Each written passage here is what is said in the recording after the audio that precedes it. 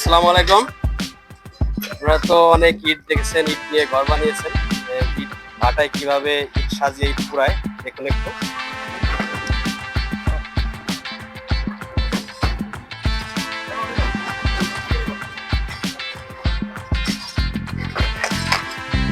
এগুলা সব মাঠে ছিল, শুকিয়েছে, সেগুলো আবার ভ্যান করে এনে ইটের ভাটার ভিতরে দিচ্ছে আর অন্যান্য বাইরে সাজিয়ে দিচ্ছে।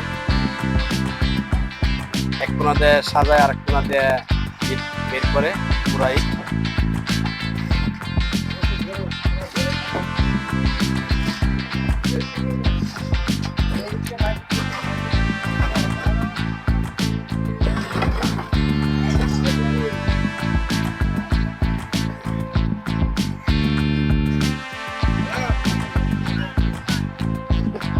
ওকে, সবাই ভালো থাকবেন।